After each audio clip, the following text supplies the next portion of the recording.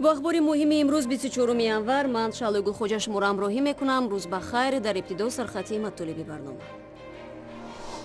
در توجیکستان در 12 ماه گذشته 340 کیلو مواد مخدر مصادره و نابود نموده و یک گروه بزرگ قاچاقبران عبارت از ساکنان ناحیه یاوان را بازداشت کردند. فریب مهاجران از سوی هموطنان و یا چرا در روسیه مهاجران توجیک هم دیگر را فریب میکنند. جانجال شدیم در دستمون 5000 4000 باوران دارم پیش میکردم. یا بزاری یا بزوری طبق قانونگذاری توجیکستان فرزند دیگر مجبور است که والدان برجامانده خود را نگاه بین کند. آنها از یگان چیز تقصی نمیکشند، تنها به آنها دیداری نزدیکان خود میرسد و بس. آژانسی مبارزه با مواد مخدر در توجیکستان میگوید که در دوام سال گذشته از فعالیت چند گروه فراملیلی قاچاقچیان جلوگیری کرده است. در این باره مسئولان آژانسی در نشست مطبوعاتی روز 24 январ خبر دادند. از جمله اعضای گروه دستگیر شده است که انواع مختلفی مواد مخدر را از افغانستان به توجیکستان آورده سپس به منطقه‌های مختلف روسیه انتقال می‌دادند. شادمانی یتیم با تفصیلات بیشتر. بیش از 340 کیلو افیون و هروئین را که مقامات مصادره کردند در تنور تفسان می‌سوزانند. صاحبان این خلطه‌های هروئین پیدا نشده‌اند. کارمندان آژانسی مبارزه با مواد مخدر قسمی از این هروئین را تا انجام تفتیشات نگه می‌دارند. میگویند اکثر این مواد را از گروه‌های جنایی گرفتند. دوام یک سال مقامات تاجیک 7 گروه متشکل فراملی را آشکار و اعضایان آنها را بازداشت کردند که به معاملات مواد مخدر مشغول بودند. گروه مسلمان خالو یک ساکن ناحیه یاوان از بزرگترین چنین گروه‌ها بوده است که سال گذشته مقامات تاجیک و روسیه دستگیر کردند. از این گروه 9 نفره 4 نفر را در تاجیکستان، بقیه را در روسیه دستگیر کردند. 3 نفر شهروند روسیه، 6 نفر از تاجیکستان بودند و مواد مخدر را از افغانستان تا به روسیه می‌رساندند. نگفتن نماند که خودی در ناحیه یاوان یا ناحیه خردکک در طول 1.5 سال زیاده از 163 نفر شهروندان خود ناحیه یاوان سم به تشبث همین گروه جنایتکار در فدراسیون روسیه به دست افتادند. مقامات میگویند سال از سال مبارزه با معاملات غیر قانونی مواد نشأت‌دار را پرزور میکنند، ولی با وجود این دست زدن مردم به این جنایت زیاد شده است. امسال 4.5 تن مواد مخدر مصادره کردند که در مقایسه با سال گذشته 1 تن زیاد است. در این دوره 115 پرونده جنایتی نسبت 176 در همین دوره سال 2016 باشد. 112 پرونده نسبت 161 نفر با فکر عیبدارکنی به سودها فرستاده شدند.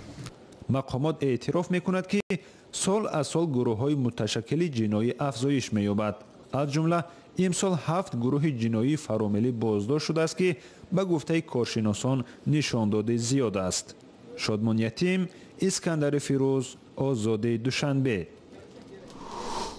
رو می‌آوریم به موضوعهای دیگر. وزارت امور خارجه توجیکستان امروز از شهروندان خواست برای مدت با ماشین و اتوبوس از طریق قزاقستان سفر نکنند، زیرا خطر سرموز زدنشان وجود دارد.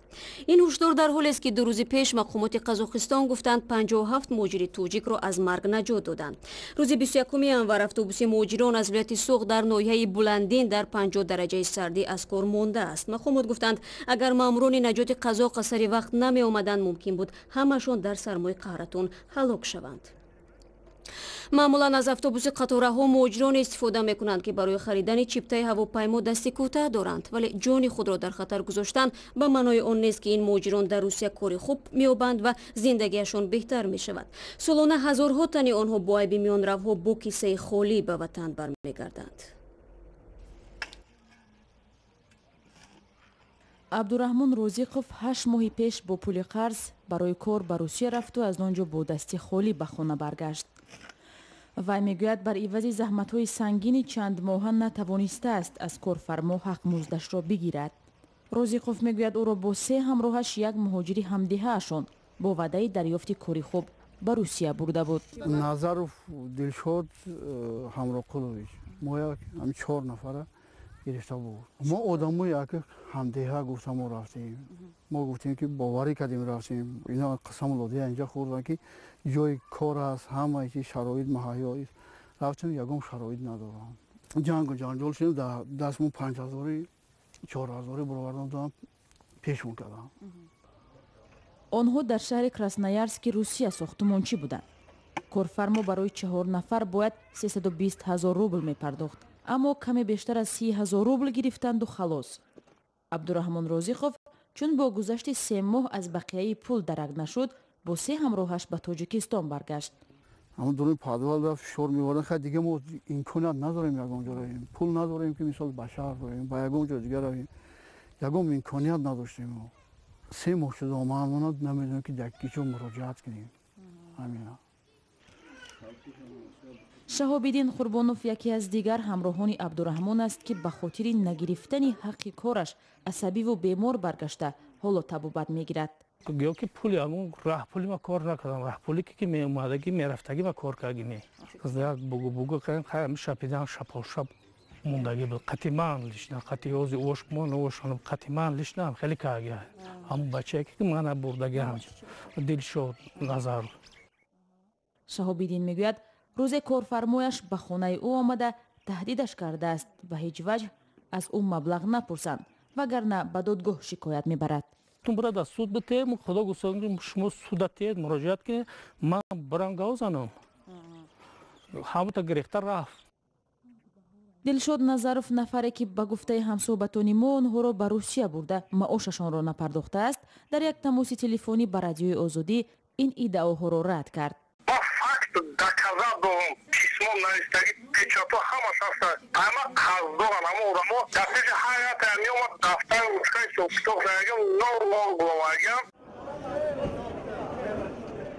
این میانروها که با نام بریگادیر معمولاً اساساً با کاردهنده‌ها مذاکره نموده از نام مهاجران شرطنامه می‌بندند.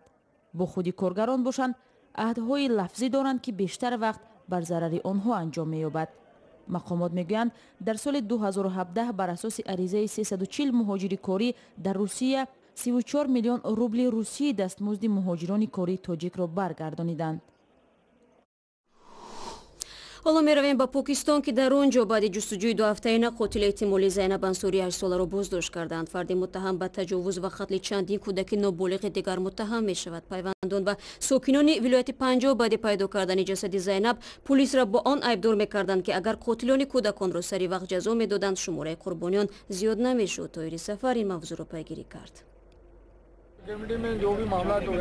امروز در جریان نشست کمیته من طلب کردم که متهم را در پیش چشم آدمان به دار آویزند. طلب پدر زینب انصاری دخترک 7 ساله پاکستانی که روز 9 انور جسدش را در پرتاب پیدا کردند.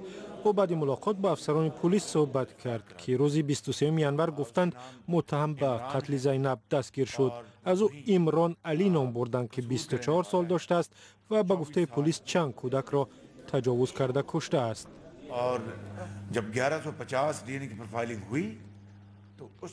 ما این درنده را بعد تحقیق دی&کی 1150 نفر پیدا کردیم. دی&کی او با آثاری که از جای جنایت یافتیم 100% موافقت کرد. او را با استفاده از دروغ سنج بازپرسی کردیم که راست میگوید یا دروغ.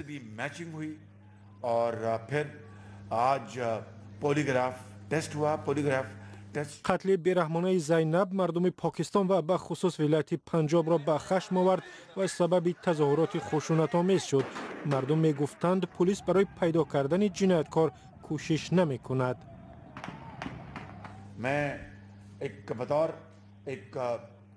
مرحله اول تفتیشات تکمیل شد. مرحله دوم جزا دادن این درنده است. من غم و اندوی حاجی صاحب پدر زینب را میفهمم.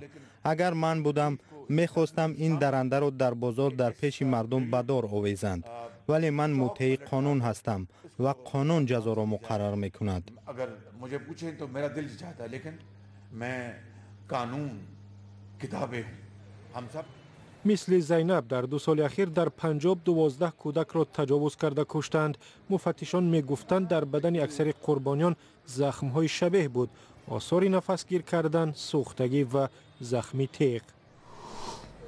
бармегардем ба тоҷикистон. раиси нави вилояти суғ дар рӯзи дуюми корияш аз калонтарин бозори ин вилоят дидан кард ва дастур дод ки нархи гӯшт арзон карда шавад. дар пайравӣ ба ташаббуси раҷабой аҳмадзода раҳбарони ноҳияҳои вилояти суғ низ аз тоҷирон поин бурдани қимати гӯштро тақозо намуданд. то куҷо баъди ин дастурҳо нарху наво дар бозорҳо тағйир ёфт? дар гузориши навбатӣ тамошо мекунем. ба бозори панҷшанбеи хуҷанд бештар барои харидани гӯшти арзон меоянд.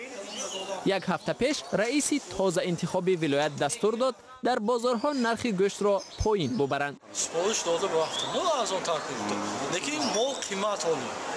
ҳамин нарх биям мол 35 сом биям мол тӯғи намбиёд.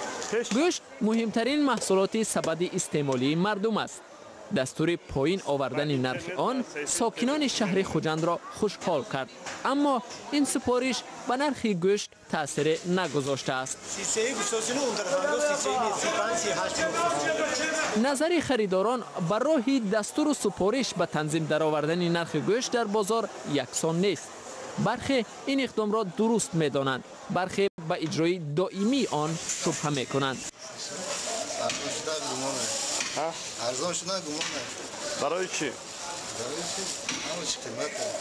тоҷироне ҳам ки ба дастури раиси вилоят нархи гӯшти говро аз 35 ба 33 сомонӣ поин овардаанд, ба дер поидани ин нарх шубҳа доранд. ем қима соҳибои молам ема гова арзон наметиҳад бозору бовад нигоҳ кунед. оле ин маълум не нархи мехебезад. барномаро идома медиҳем. мақомоти тоҷикистон ба хотири ҳифзи суннати нигоҳубини волидони дармонда ҷазоро барои фарзандони бемасъулият сахттар кард. зеро масъулони хонаи пиронсолон мегӯянд дар солҳои ахир ин муассисаҳо пур аз занону мардонест ки фарзандонашон аз нигоҳубини онҳо даст кашиданд. маскунони солхӯрдаи ин марказҳо низ то ба охир ба шафқати фарзандони бемеҳрашон умед мебанданд ки шояд рӯзе ба суроғашон меоянд. ҳамкорони мо аз насаҳаи шевреме мегӯянд сахттар шудани ҷазо аллакай бархе аз чунин фарзандонро ба истилоҳ бедор кардааст. қифоя Раъуфова 80 сола аст. 8 моҳ пеш ҳамроҳи шавҳараш дучори садамаи нақлиётӣ шуд. шавҳараш ҷон дод, даст ва пои чапи қифоя шикаст. фарзанд надорад, аммо шавҳараш як духтар дошт. духтарандар нахост аз қифояи бемор муроқибат кунад ва ӯро ба хонаи пиронсолон супорид. гуфт ки кӯдакои ёш дорам, гуфт келинам кӯдакои ёш дорам. ана келинам ҳама келинам. рӯзи зимистон гуфт ман хоне ба калактери шинодагӣ шумои бурда нигоҳ кардан наметавонам. баъд ман чӣ кор кунам? ноилоҷ шудам, розӣ шудам. бовар дорад ки ҳатман ба хонааш бармегардад, зеро ба ӯ ваъда доданд ки сиҳат шуд бо худ мебаранд. ҳар нафари дуввум дар хонаи пиронсолони Батош дар шаҳри Турсунзода бекасанд. боқимондаро пайвандон монда рафтаанд. солхӯрдаҳо аз наздиконашон гиламанд нестанд, вале мехоҳанд аз аҳволашон хабар бигиранд. ба ин пирону маёбоне ки дар ин муассиса зиндагонӣ мекунанд, тамоми шароити хонагӣ фароҳам оварда шудааст. онҳо аз ягон чизе таққисӣ намекашанд. танҳо ба онҳо дидори наздикони худ намерасаду бас аст.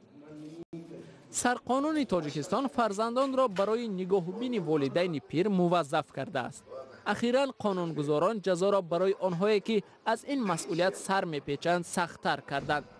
акнун ба онҳо то 3 соли зиндон таҳдид мекунад. наздикони бисёре аз ин пиронсолон ё дар муҳоҷирати корианд ва ё аз тоҷикистон рафтаанд.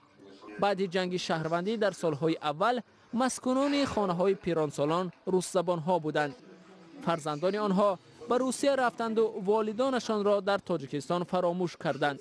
ҳоло нисфи кӯҳансолони ин муассисаҳо мардуми таҳҷоиянд. дар муассисаи мо зиёда аз 50% бошандагон тоҷикон мебошанд ва тақрибан як 40%-ро халқи мардуми рус ва боқимондаро дигар миллатҳо дар бар мегиранд. аммо даҳҳо солхӯрдаҳои дигар дар тоҷикистон берун аз муассисаҳои марказ ба сар мебаранд ва дар танҳоӣ барои зинда монданашон кӯшиш мекунанд. онҳо дар кӯчаҳо ба талбандагӣ машғуланд ва бо нафақаи ночиз зиндагӣ доранд. омори чунин мӯйсафедон мавҷуд нест. ва барои дарёфти ахбори аз инам бештар шуморо ба вебсайти Радиои Озодӣ даъват мекунем. дар саҳифаи Радиои Озодӣ дар Фейсбук, Одноклассник ва Инстаграм ҳам хабару гузоришҳои моро меёбед. наворҳо дар Озодӣ видео канали мо дар YouTube гузошта шудааст. ташаккур барои бо мо будан ва то барномаи фардо. худо нигаҳдори ҳар яки шумо бошад.